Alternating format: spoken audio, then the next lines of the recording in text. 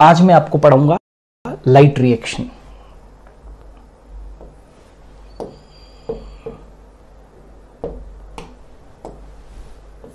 Light reaction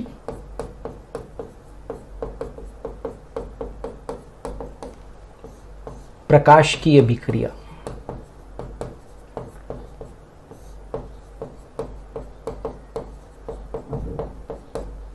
प्रकाश की अभिक्रिया light reaction या हिल्स रिएक्शन।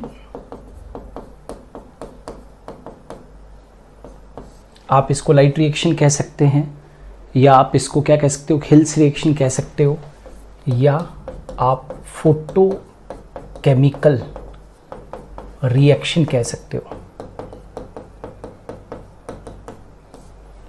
है ना। प्रकाश रासायनिक अभिक्रिया, राइट। और इस क्रिया के अंदर एटीपी और NADPH2 का निर्माण होगा। ये जो अभी आप क्रिया पढ़ेंगे इसमें, इस क्रिया में एटीपी व NADPH2 का निर्माण होगा, जो डार्क रिएक्शन के लिए बहुत बहुत इंपॉर्टेंट है। जो डार्क रिएक्शन के लिए इंपॉर्टेंट है।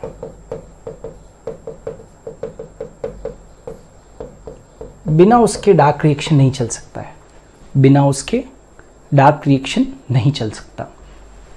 तो लाइट रिएक्शन पढ़ा रहा हूँ, और इस लाइट रिएक्शन के अंदर आप देखोगे दो प्रकार के वर्णक तंत्र काम करेंगे। इस लाइट रिएक्शन में दो प्रकार के वर्णक तंत्र यानी कि पिगमेंट सिस्टम काम करेंगे। पिगमेंट सिस्टम काम करेंगे, ठीक है। कौन कौन से? PS1700 और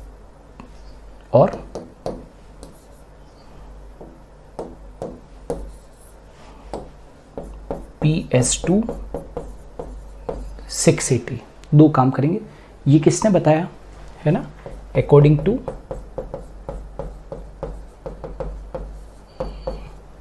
रेड ड्रॉप एंड इमर्सन, अपन ने पढ़ाया था ना लास्ट टर्न के ऊपर, red drop and Emerson enhancement effect, ठीक है। अच्छा, अब ये भी ध्यान रखना है कि जो लाइट रिएक्शन है, ठीक है, जो लाइट रिएक्शन है वो दो प्रकार का होता है ना। लाइट रिएक्शन जो है कितने प्रकार का है भाई? दो प्रकार का लाइट रिएक्शन। लाइट रिएक्शन यदि हम लोग पढ़ना चाहते हैं तो हमें दो चीज़ें पढ़नी होगी। एक पढ़ना पड़ेगा हमें cyclic photophosphorylation, cyclic photophosphorylation, cyclic photophosphorylation मतलब चक्रीय प्रकाश फॉस्फोरिलीकरण। एक तो अपने को ये पढ़ना पड़ेगा चक्रीय प्रकाश फॉस्फोरिलीकरण की अभिक्रिया, और दूसरा नॉन साइक्लिक। बहुत अच्छे से क्लियर कीजिएगा क्योंकि आपकी NCERT में बिल्कुल भी अच्छे से नहीं दे रखा है। नॉन साइक्लिक फोटोफॉस्फोरिलेशन,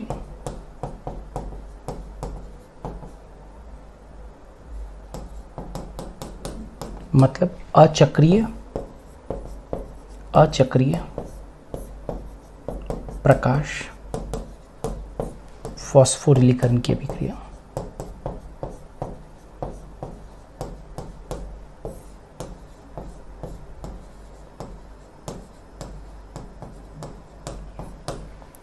अचक्रीय प्रकाश फॉस्फोरिलीकरण की अभिक्रिया। तो लाइट रिएक्शन यदि हम लोग पढ़ना चाहते हैं तो हमें ये दो चीज़ें पढ़नी पड़ेगी, साइक्लिक और नॉन साइक्लिक। अब सर्वप्रथम अपने को साइक्लिक और नॉन साइक्लिक के बीच में डिफरेंसेस मालूम होने चाहिए। तो एक तरफ मैं लिखता हूँ, अच्छा एक चीज़ याद रखना, ये मैं जब भी पढ़ाऊँगा तो ये कहूँगा CPP, साइक्लिक फोटोफॉस्फोरिलेशन, मतलब CPP कहूँगा मैं, और NCPP समझ जाना, नॉन साइक्लिक फोटोफॉस्फोरिलेशन। समझ में आ रहा है? चक्रीय प्रकाश फॉस्फोरिलीकरण के लिए मैं लिखूँगा CPP, नॉन साइक्लिक फोटोफॉस्फोरिलेशन के लिए लिखूँगा NCPP। ठीक है, तो एक तरफ लिखता हूँ मैं CPP, नॉन साइक्लिक फोटोफॉस्फोरिलेशन, और दूसरी साइड में लिखता हूँ नॉन साइक्लिक फोटोफॉस्फोरिलेशन। दोनों के बीच में क्या बेसिक अंतर है वो आप देखो। ठीक है, इसमें केवल PS1700 वर्णक तंत्र काम आता है। ठीक है, यहां पर देखोगे तो इसमें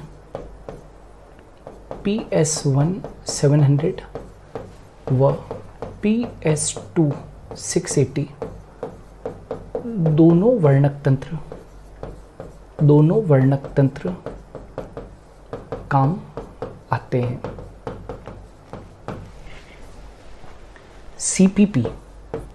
CPP यानी कि साइक्लिक फोटोफॉस्फोरिलेशन किससे 680 nm से अधिक, या यहाँ पर ये हम लोग ले लेते हैं दूसरा पॉइंट, ये तो उसमें आ जाएगा, दोनों ही PS1700 और PS2 दोनों वर्णक तंत्र काम में आते हैं। दूसरा पॉइंट अपने जो CPP के अंदर लेते हैं, वर्णक तंत्र से निकला इलेक्ट्रॉन फिर से वहीं लौट कर आ जाता है, तभी तो इसको क्या कहते हैं, साइक्लिक कहते हैं। यहाँ पर वर्णक तंत्र, राइट, यहाँ पर वर्णक तंत्र से निकला इलेक्ट्रॉन मतलब उसका वर्णक तंत्र के रिएक्शन सेंटर से, है ना, वर्णक तंत्र के रिएक्शन सेंटर, वर्णक तंत्र के रिएक्शन सेंटर से निकला इलेक्ट्रॉन फिर से लौटकर वहां नहीं आता। ठीक है, इसीलिए तो इसको क्या कहते हैं, नॉन साइक्लिक कहते हैं, इसको क्या कहते हैं, साइक्लिक कहते हैं। तीसरा पॉइंट, 2 ATP का निर्माण होता है। यहाँ पर केवल एक ATP का निर्माण होता है, एक ATP का निर्माण होता है। ध्यान दीजिएगा, केवल एक ATP का निर्माण होता है, यहाँ पर 2 ATP का निर्माण होता है। नंबर 4, NADPH2 का निर्माण नहीं होता। यहाँ पर 2 अणु NADPH2 का निर्माण होता है। ठीक है, फोटोलाइसिस ऑफ वाटर, जल का प्रकाश अपघटन,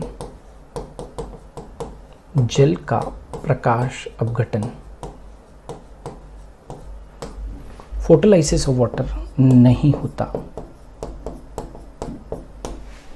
यहां पर जल का प्रकाश अपघटन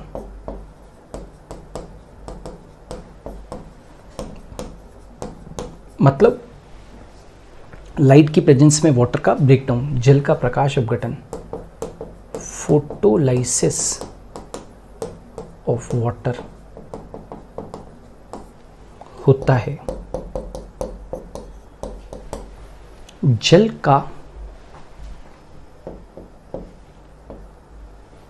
जल का प्रकाश अपघटन होता है, यहाँ पर जल का प्रकाश अपघटन नहीं होता ना। O2 का विमोचन नहीं होता। भाई जब फोटोलाइसिस ऑफ वाटर ही नहीं हुआ है तो O2 का तो विमोचन का प्रश्न ही नहीं उठता है। यहाँ पर O2 का विमोचन होता है, O2 का विमोचन होता है। क्यों? यहाँ पर O2 का विमोचन होगा। क्यों होगा? क्योंकि जल का प्रकाश अपघटन हुआ है इसलिए। अच्छा, DCMU, DCMU अभी बताता हूँ कि क्या होता है ना। DCMU इसको बोलते हैं dichlorophenyl dimethyl urea का प्रभाव नहीं।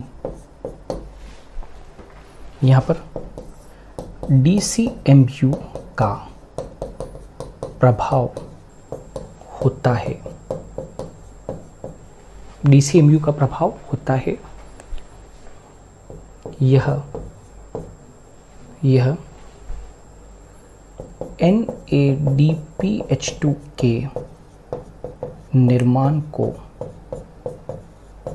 रोक देगा और साथ के साथ PS2 को संदमित कर देगा, है ना। PS2 को संदमित करता है कौन? DCMU। अब क्वेश्चन ये राइज होता है कि DCMU है क्या चीज़। तो DCMU के लिए मैं लिख देता हूँ डाइक्लोरोफिनाइल डाइमिथाइल। DCMU क्या है? ये प्रकाश संश्लेषी विष है, प्रकाश संश्लेषी विष है, फोटोसिंथेटिक पॉइजन है।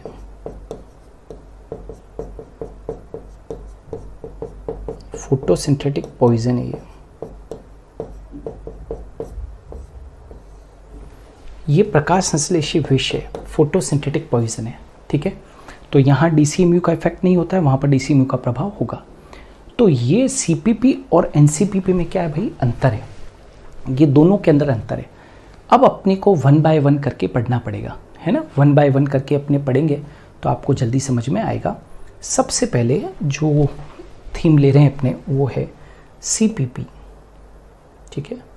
यहाँ पर हम ले लेते हैं CPP, साइक्लिक फोटो फॉस्फोरिलेशन।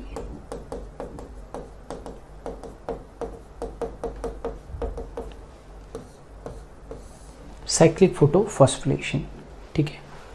अब साइक्लिक फोटोफॉस्फोरिलेशन के अंदर सबसे पहले देखो, मैं एक पूरा इसको बना के बताता हूँ आपको। यहाँ पर मेन रिएक्शन सेंटर कौन है भाई? PS1700, ये कौन है? रिएक्शन सेंटर है, ठीक है। और इसके चारों तरफ इसके चारों तरफ क्या है भाई? एसेसरी पिगमेंट्स है। ये सब क्या है? एंटीना कहते हैं इनको, एंटीना,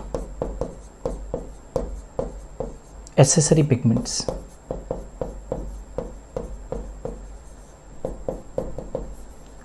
एसेसरी पिगमेंट्स का मतलब सहायक वर्णक।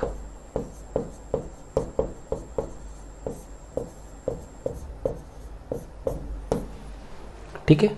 और ये जो सहायक वर्णक होते हैं, जानते हो ये क्या करते हैं? ये फोटोन्स को अवशोषित करते हैं, है ना। फोटोन समझते हो ना, लाइट रिएक्शन है तो ऊपर से फोटोन्स आ रहे हैं सनलाइट से, तो उन फोटोन्स को ये क्या करते हैं? अवशोषित करते हैं। और अवशोषित करने के बाद में इस एनर्जी को इसको रिएक्शन सेंटर को प्रोवाइड कर देते हैं। पहले तो खुद लेते हैं, है ना, पहले तो खुद लेते हैं और फिर इस रिएक्शन सेंटर को प्रोवाइड करवा देते हैं। क्लियर है? अब क्या होता है बेटा, अब यहां से इलेक्ट्रॉन एमिट होता है, यहां से इलेक्ट्रॉन क्या होता है? एमिट होता है, राइट। यहां से कौन हुआ है? एमिट हुआ। और यहां पर सबसे पहले ferredoxin reducing substance, ferredoxin reducing substance इस इलेक्ट्रॉन को ग्रहण करता है। पहले ये मान्यता थी कि कि फेरेडॉक्सिन ग्रहण करता है, प्रथम ग्राही। पहले ये मालूम हुआ करता था कि भाई प्रथम इलेक्ट्रॉन ग्राही फेरेडॉक्सिन है ना। रीसेंट इन्वेस्टिगेशन के अनुसार, रीसेंट इन्वेस्टिगेशन के अनुसार सीपीपी में प्रथम इलेक्ट्रॉन ग्राही एफआरएस फेरेडॉक्सिन रिड्यूसिंग सब्सटेंस है ना, जो कि आयरन सल्फर कंटेनिंग कंपाउंड है। ठीक है, तो एफआरएस प्रथम इलेक्ट्रॉन ग्राही है, राइट। पहले ये मान्यता थी कि प्रथम इलेक्ट्रॉन ग्राही जो होता है वो क्या होता है, फेरेडॉक्सिन होता है, एफडी बोले तो यहाँ पर फेरेडॉक्सिन। ठीक है, अब फेरेडॉक्सिन के पास में इलेक्ट्रॉन गया तो अब क्या होता है यहाँ पर, जैसे कि आप लोग जानते हैं यहाँ पर ऑक्सीडेशन रिडक्शन रिएक्शन होगा। तो यहाँ से इसने इलेक्ट्रॉन ग्रहण किया तो फेरेडॉक्सिन ये क्या हो गया, अपचयित हो गया है, राइट। अब ये इलेक्ट्रॉन को क्या करेगा, देगा, फेरेडॉक्सिन इलेक्ट्रॉन को देगा। तो इलेक्ट्रॉन जो है वो साइटोक्रोम B6 के पास में पहुंचेगा। CYT का मतलब क्या होता है, साइटोक्रोम है ये, है ना। ये क्या है, इलेक्ट्रॉन कैरियर है, लौह युक्त वर्णक है, लौह युक्त वर्णक है ये। तो इलेक्ट्रॉन जो है वो फेरेडॉक्सिन से साइटोक्रोम B6 के ऊपर गया। तो अब साइटोक्रोम B6 तो क्या हो जाएगा, ऑक्सीडाइज हो जाएगा, और ये क्या हो जाएगा, रिड्यूस हो जाएगा। पहले ये अपचयित हुआ था, ये अपचयित हुआ था क्योंकि इसने इलेक्ट्रॉन को ग्रहण किया था। अब इसने इलेक्ट्रॉन को दे दिया तो ये तो हो जाएगा अपचयित और ये हो जाएगा ऑक्सीकृत। ठीक है, अच्छा, इस ड्यूरेशन के अंदर, यहाँ पर इस चरण के अंदर एडीपी कंबाइन करेगा आईपी के साथ में, इनऑर्गेनिक फॉस्फेट के साथ में, एडिनोसिन डाइफॉस्फेट, एडीपी मतलब एडिनोसिन डाइफॉस्फेट कंबाइन करेगा अकार्बनिक फॉस्फेट के साथ में, और यहाँ पर एटीपी का एक अणु, एटीपी का फॉर्मेशन इस स्टेप में हो गया। अब इलेक्ट्रॉन जो है वो साइटोक्रोम B6 से इलेक्ट्रॉन जो है वो साइटोक्रोम कहाँ पर जाएगा, साइटोक्रोम F के ऊपर जाएगा। ये साइटोक्रोम अलग अलग प्रकार के होते हैं, है ना, साइटोक्रोम B6, साइटोक्रोम F, ठीक है, इलेक्ट्रॉन कैरियर की तरह काम करते हैं। जब साइटोक्रोम B6 से इलेक्ट्रॉन जब साइटोक्रोम F के ऊपर जाएगा तब भी यहाँ पर एटीपी बनेगा।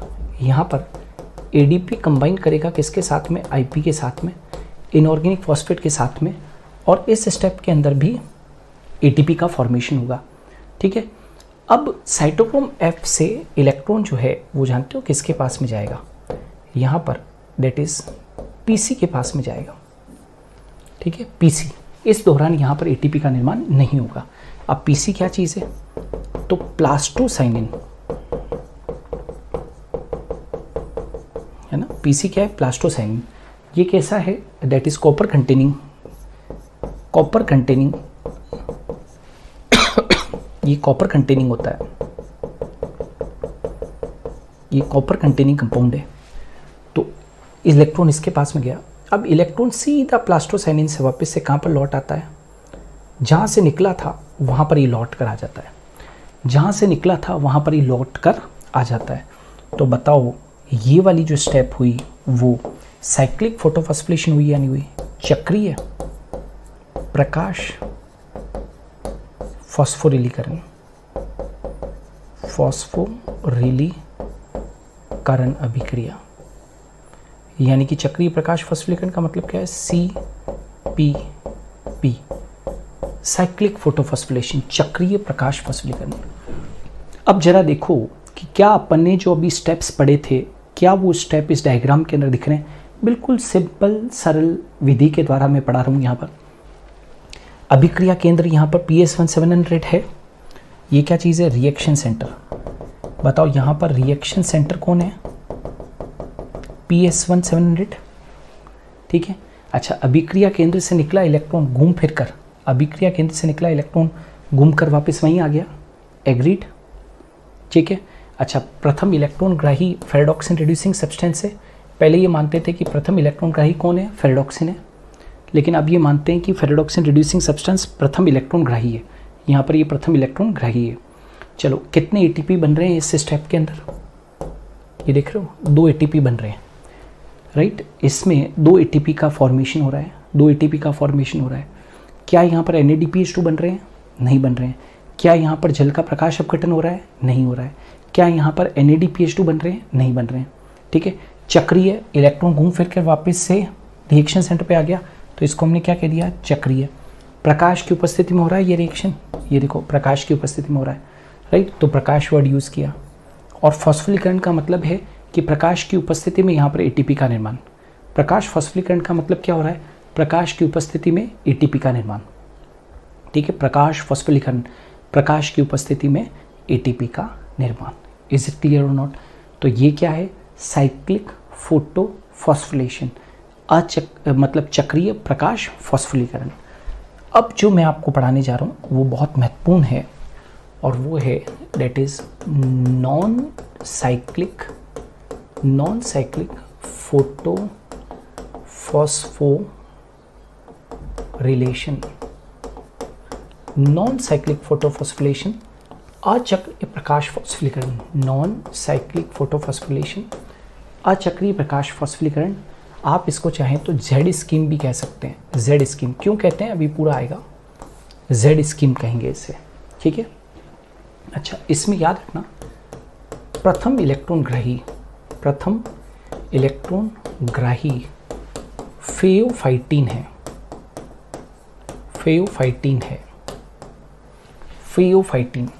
ठीक है। प्रथम इलेक्ट्रॉन ग्राही कौन है? फेओफाइटिन है, ठीक है। पहले यह माना जाता था कि प्रथम इलेक्ट्रॉन ग्राही PQ है। PQ बोले तो प्लास्टोक्विनोन, लेकिन अब क्लियर हो चुका है कि अब प्रथम इलेक्ट्रॉन ग्राही क्या है? फेओफाइटिन है, ठीक है। नाउ नॉन साइक्लिक फोटोफॉस्फोरिलेशन में एक O2 के इवॉल्व होने के लिए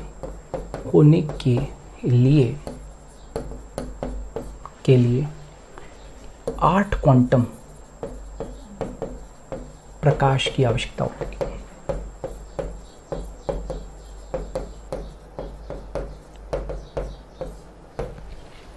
एक ऑक्सीजन के इवॉल्व होने के लिए 8 क्वांटम प्रकाश की क्या होती है? आवश्यकता। अर्थात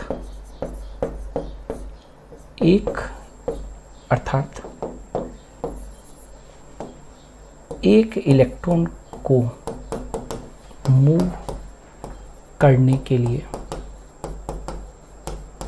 2 क्वांटम प्रकाश की आवश्यकता।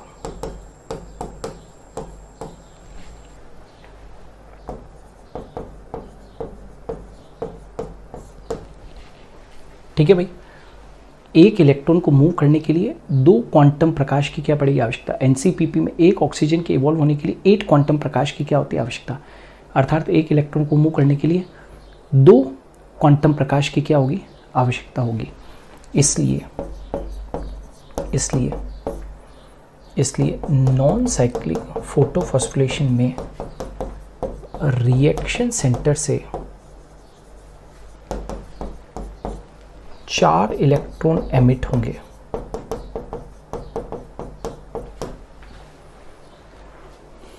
है ना, एक इलेक्ट्रॉन को मूव करने के लिए 2 प्रकाश क्वांटम की आवश्यकता है। इसलिए एनसीपीपी में रिएक्शन सेंटर से 4 इलेक्ट्रॉन एमिट होंगे। तो मैं अभी रिएक्शन सेंटर से 4 इलेक्ट्रॉन एमिट करूंगा। ज़्यादातर किताबों के अंदर ये मालूम ही नहीं पड़ता है कि 4 इलेक्ट्रॉन क्यों लिए। बच्चे क्वेश्चन पूछते हैं कि 4 इलेक्ट्रॉन क्यों लिए, तो वो पहले ही क्लियर कर दूँ। एनसीपी में एक ऑक्सीजन के इवॉल्व होने के लिए 8 क्वांटम प्रकाश की आवश्यकता होती है। एक इलेक्ट्रॉन को मूव करने के लिए 2 क्वांटम प्रकाश की क्या होती है? आवश्यकता होती है। ठीक है, तो 4 इलेक्ट्रॉन जब मूव करेंगे तो एक ऑक्सीजन का क्या होगा? इवॉल्वमेंट होगा। ये भी अपने को ध्यान रखना है। ठीक है, और फेओफाइटिन तो प्रथम इलेक्ट्रॉन ग्राही है ही इसमें, ठीक है। अब किस तरीके से होगा पूरा, तो एक डायग्राम के द्वारा इसको समझने की कोशिश करें, पूरा डायग्राम के माध्यम से इसको समझें।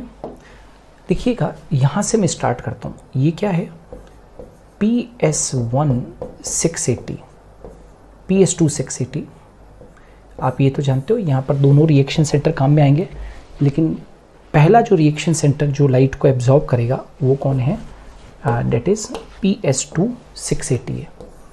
तो इस PS2 तो मेन रिएक्शन सेंटर है, ये तो मेन रिएक्शन सेंटर है, तो मेन रिएक्शन सेंटर है, और इससे घेरे हुए ये क्या है, एसेसरी पिगमेंट से, ये सब क्या है, एंटीना कहते हैं इसको।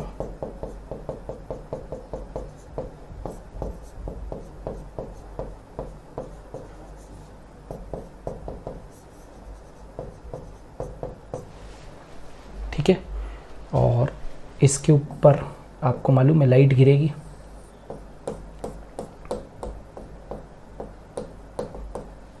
फोटोन, लाइट के क्या गिरेंगे भाई, फोटोन गिरेंगे। तो सबसे पहले तो ये ग्रहण करेंगे और फिर ये रिएक्शन सेंटर को प्रोवाइड कर देंगे,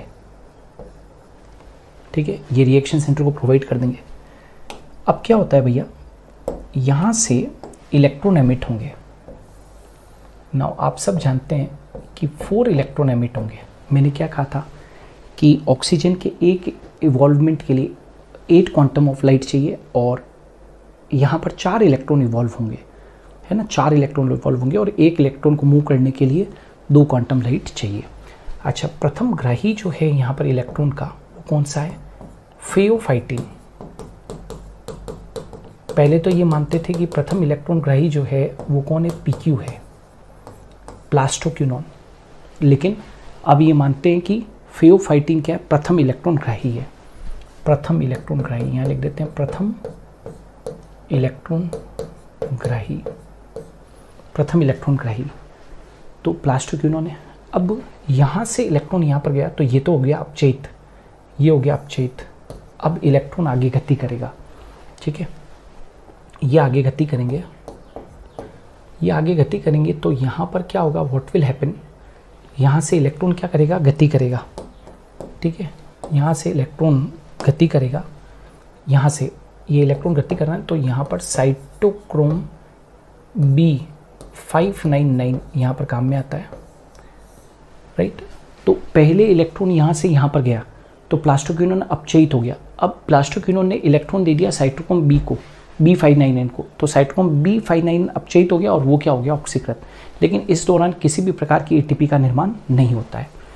अब थोड़ा सा और आगे बढ़ते हैं, यहाँ से इलेक्ट्रॉन जो है ये किसको दे दिया जाता है, साइटोक्रोम F को दे दिया जाता है।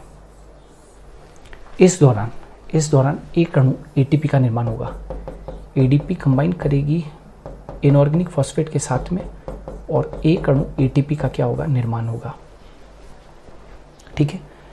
अब साइटोक्रोम F से इलेक्ट्रॉन जाता है कहाँ पर, साइटोक्रोम F से इलेक्ट्रॉन जो है वो चले जाएगा किसके पास में भाई, प्लास्टोसाइनिन के पास में, राइट। ये चले जाता है किसके पास में, प्लास्टोसाइनिन के पास में। तो अब प्लास्टोसाइनिन के पास में चला गया, तो अब इलेक्ट्रॉन यहाँ से जो एमिट हुआ, इस रिएक्शन सेंटर से जो एमिट हुआ था, वो तो लौट कर यहाँ पर आया ही नहीं, तो यहाँ पर तो इलेक्ट्रॉन की कमी हो गई है। समझ में आ रहा है, यहाँ पर इलेक्ट्रॉन की क्या हो गई भाई, कमी हो गई, भारी कमी हो गई है। तो अब इस इलेक्ट्रॉन की पूर्ति के लिए यहाँ पर क्या होगा, फोटोलाइसिस ऑफ वाटर होगा, फोटोलाइसिस ऑफ वाटर होगा, जल का प्रकाश अपघटन होगा। यहाँ पर 4 इलेक्ट्रॉन की कमी हुई है, तो मुझे 4 इलेक्ट्रॉन की पूर्ति करनी है, तो मैं यहाँ पर तो भैया 4 मॉलिक्यूल्स ऑफ वाटर लूँगा ना, तभी तो 4 इलेक्ट्रॉन में विमुक्त करवा पाऊँगा।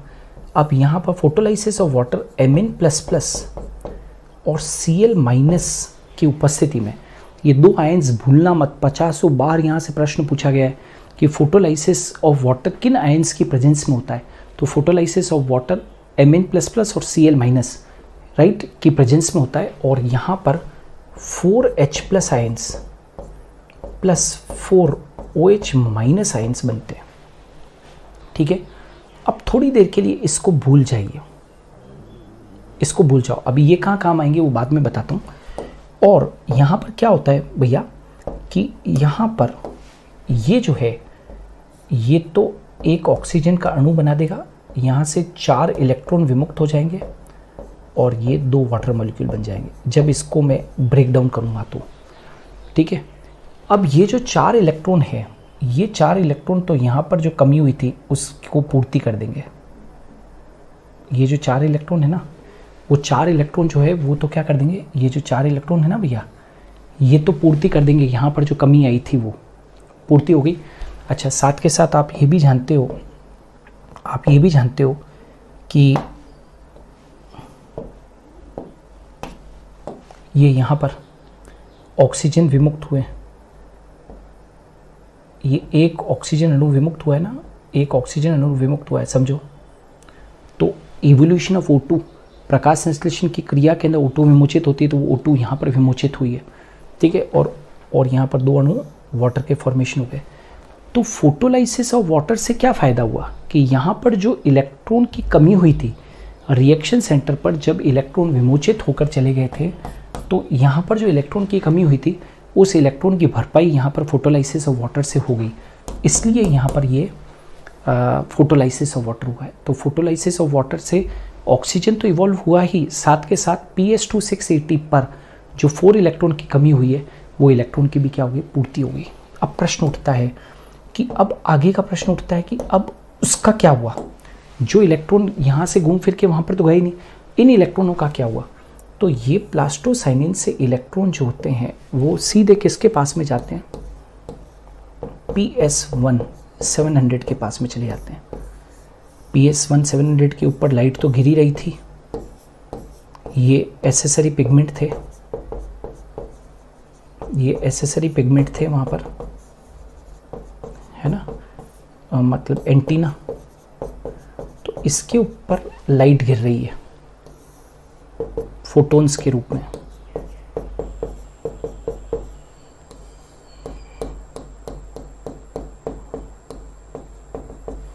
ठीक है, तो यहाँ पर जो इलेक्ट्रॉन है वो एक्साइट होकर और कहाँ जाएंगे, ऊपर जाएंगे। ये इलेक्ट्रॉन जो यहाँ से आ रहे थे, ये जो इलेक्ट्रॉन यहाँ से आ रहे थे प्लास्टोसाइनिन से, ये इलेक्ट्रॉन एक्साइट होकर किसके पास में चले जाएंगे, PQ के पास में। फेरेडॉक्सिन, यहाँ पर क्या था भाई, फेरेडॉक्सिन था ना, यहाँ पर कौन सा था, फेरेडॉक्सिन। तो यहाँ पर क्या है, फेरेडॉक्सिन, FD के पास में चले गए फेरेडॉक्सिन। और फेरेडॉक्सिन से अब यहाँ पर क्या होता है, ये जो इलेक्ट्रॉन है, यहाँ पर एक एंजाइम होता है ferredoxin reductase enzyme, ferredoxin reductase enzyme, right. से ये जो इलेक्ट्रॉन फेरेडॉक्सिन से, ये यहाँ पर क्या होगा, इन इलेक्ट्रॉन्स का क्या होगा, ये इलेक्ट्रॉन यहाँ से आ रहे हैं भाई, है ना, पूरे के पूरे यहाँ से आ रहे हैं। ठीक है, अब याद कीजिए कि ये वाले 4 प्रोटॉन्स याद है, ये 4 प्रोटॉन्स अभी काम में आएंगे, मैंने कहा था कि बाद में काम आएंगे। ठीक है, ये इलेक्ट्रॉन अभी काम में आएंगे, देखिएगा, ध्यान दीजिएगा।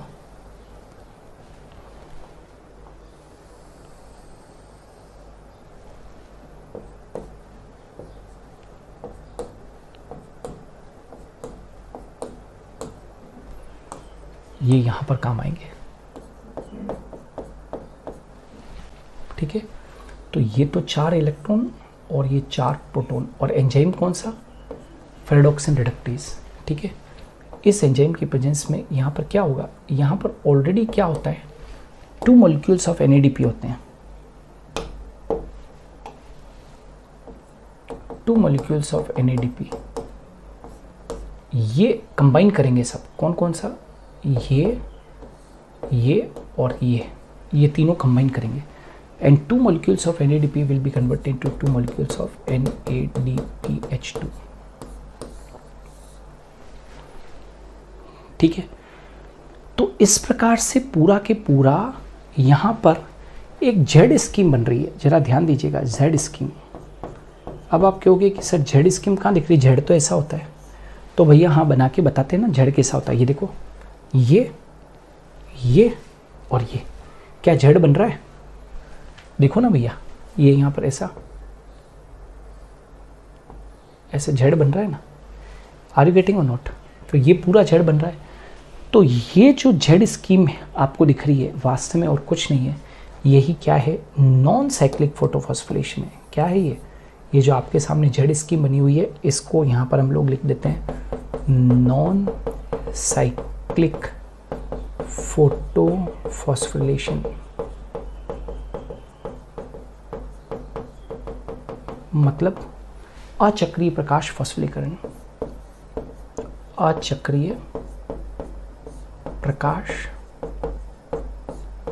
फॉस्फोरिलीकरण।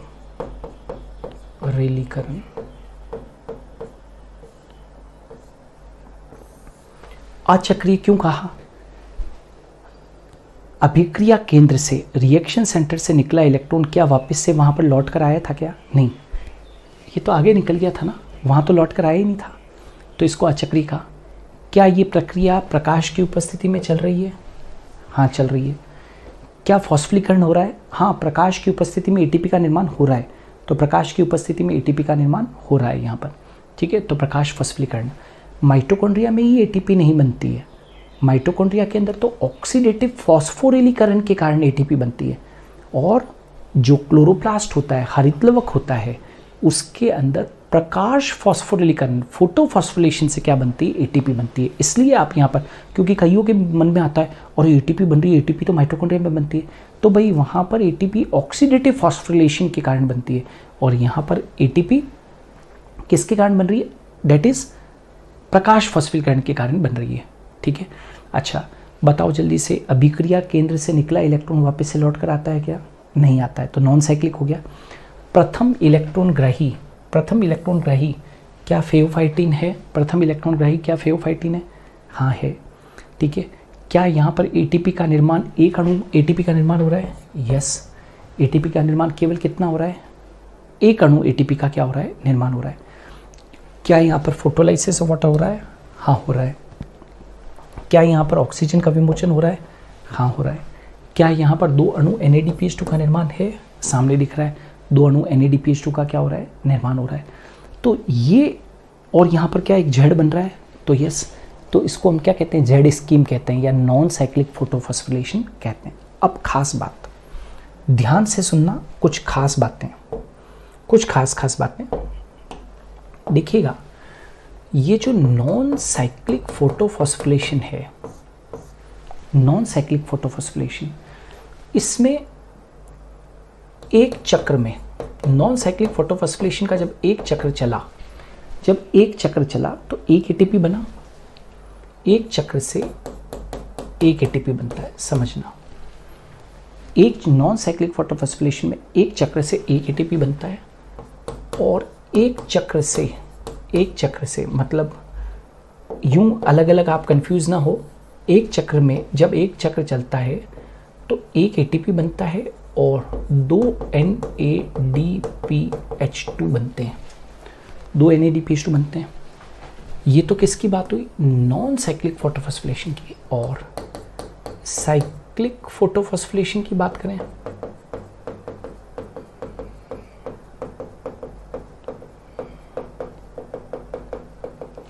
साइक्लिक फोटोफॉस्फोरिलेशन की, CPP की मैं बात करूं तो एक चक्र में कितने एटीपी बनते हैं, दो एटीपी, एक चक्र में दो एटीपी बनते हैं, ठीक है। तो यहां पर NADPH2 का निर्माण होता ही नहीं, साइक्लिक के अंदर NADPH2 का निर्माण होता ही नहीं। अब सुनना, प्रकाश की अभिक्रिया मतलब लाइट रिएक्शन,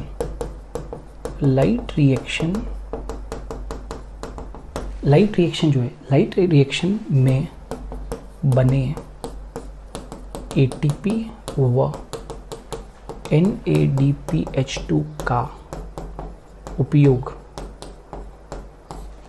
प्रकाश की अभिक्रिया में बने एटीपी व NADPH2 का उपयोग डार्क रिएक्शन में भोजन निर्माण के लिए होता है। भोजन निर्माण के लिए होता है। प्रकाश की अभिक्रिया में बने एटीपी व NADPH2 का उपयोग डार्क रिएक्शन में भोजन निर्माण के लिए होता है। याद रखना, डार्क रिएक्शन मतलब C3 साइकिल। डार्क रिएक्शन को क्या बोलते हैं? C3 cycle. आगे पढ़ाऊंगा, एक आध दिन रुकोगे तो पढ़ाऊंगा पूरा। डार्क रिएक्शन में एक अणु ग्लूकोज निर्माण के लिए एक अणु ग्लूकोज निर्माण के लिए 12 NADPH2 व 18 ATP की आवश्यकता होती है।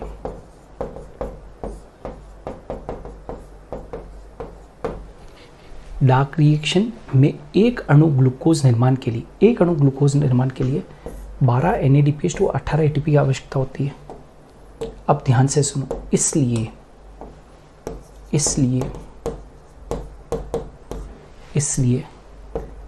लाइट रिएक्शन, पूरा लाइट रिएक्शन मतलब CPP प्लस NCPP 6 बार चलेगा।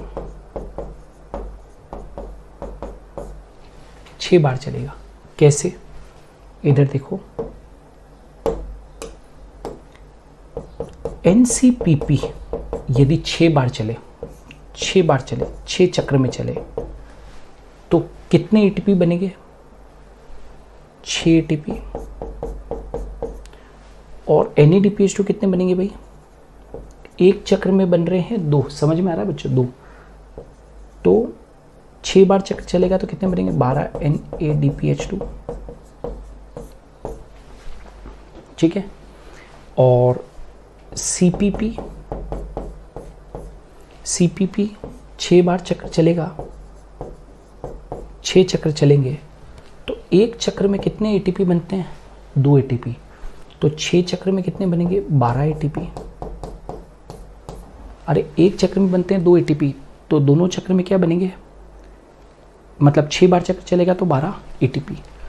तो अब ध्यान से सुनना, NCPP प्लस CPP दोनों के अंदर, दोनों को मिला लूं तो कितने 6 चक्र चलेंगे तो कितने ATP बनेंगे? 12 और 6 18 ATP। तो 18 तो ATP प्लस ये देखो 12 NADPH2, 12 NADPH2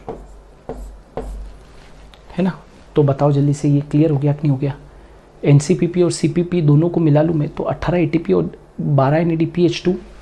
NCPP और CPP कितनी बार चले हैं? 6 बार चक्र चले, तब कहीं जाके और NCP और CPP के द्वारा 18 ATP और 12 NADPH2 उपलब्ध होंगे, है ना। तो ये अपने को ध्यान रखना है। एक नोट ये भी डाल देता हूँ, C3 साइकिल भी 6 बार चलेगा क्योंकि एक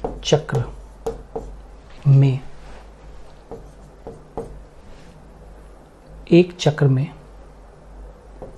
एक CO2 फिक्स होता है, एक CO2 फिक्स होता है। ग्लूकोज में 6 कार्बन होते हैं, इसलिए 6 CO2 6 कार्बन उपलब्ध करवाएंगे। अरे भाई बात समझ में आ रही है? C3 साइकिल जो है ना, डार्क रिएक्शन, भी 6 बार चलेगा, क्योंकि एक चक्र में एक CO2 ही फिक्स हो पाता है। तो ग्लूकोज में 6 कार्बन होते हैं, तो इसलिए 6 CO2 6 कार्बन उपलब्ध करवाएंगे। 6 CO2 को यूज़ करना पड़ेगा, एक चक्र में एक CO2 फिक्स होता है। अब मैं C3 साइकिल के द्वारा क्या बना रहा हूँ, ग्लूकोज बना रहा हूँ ना। तो ग्लूकोज क्या होता है, ग्लूकोज क्या होता है भैया, C6H12O6। तो ग्लूकोज के लिए तो मुझे 6 कार्बन चाहिए, तो 6 कार्बन आएंगे कहाँ से, 6 कार्बन डाइऑक्साइड से, तो इसलिए 6 कार्बन डाइऑक्साइड 6 कार्बन उपलब्ध करवाएंगे, ठीक है ना। अच्छा याद रखना, C3 साइकिल में एक CO2 को फिक्स करने में 3 ATP व 2 NADPH2 चाहिए। तो बताओ C3 साइकिल में 6 CO2 को फिक्स, क्योंकि 6 बार चलेगी ना, फिक्स करने के लिए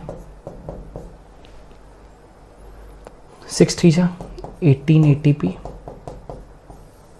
व 6 2 जा 12 NADPH2 चाहिए। तो ये 12 ATP 18 ATP और 12 NADPH2, 18 ATP और 12 अणु NADPH2 कहाँ से प्राप्त होंगे, ये लाइट रिएक्शन से प्राप्त होंगे। 18 ATP और 12 NADPH2। क्लियर है। ये कैलकुलेशन बेटा कम लोगों को आती है, आपको आनी चाहिए। ये कैलकुलेशन आ जाएगी तो आगे आपको दिक्कत नहीं आएगी, ठीक है। तो ये था पूरा लाइट रिएक्शन। तो हमने लाइट रिएक्शन के अंदर जो 2 भाग थे, चक्रीय और अचक्रीय प्रकाश फॉस्फोरिलीकरण के बीच में पहले डिफरेंसेस पढ़े, और डिफरेंसेस पढ़ने के बाद में इन दोनों चक्रों को अपन ने डिटेल में पढ़ा। अच्छा एक चीज़ और बता दूँ, ये कहाँ पर चल रहा है, लाइट रिएक्शन कहाँ चल रहा है, तो ये क्लोरोप्लास्ट के घराना में चलता है ना, याद रखना। लाइट रिएक्शन क्लोरोप्लास्ट के घरेना में चलता है, ठीक है, ये पहले ही बता दिया था। और जो अपना नेक्स्ट है डार्क रिएक्शन क्लोरोप्लास्ट के स्ट्रोमा में चलता है।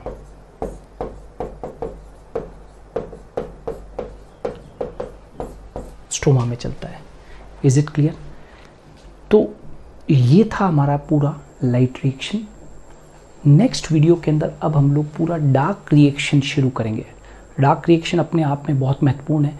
उसमें अलग अलग चक्र है, जैसे C3 चक्र, जैसे C4 चक्र, जैसे कैम चक्र, है ना। ये सब अपने किस में आएंगे, डार्क रिएक्शन में आएंगे। तो इस वीडियो के बाद में मैं जो नेक्स्ट वीडियो लेकर आऊँगा वो पूरा डार्क रिएक्शन के ऊपर होगा। सो आज के लिए इतना ही। धन्यवाद।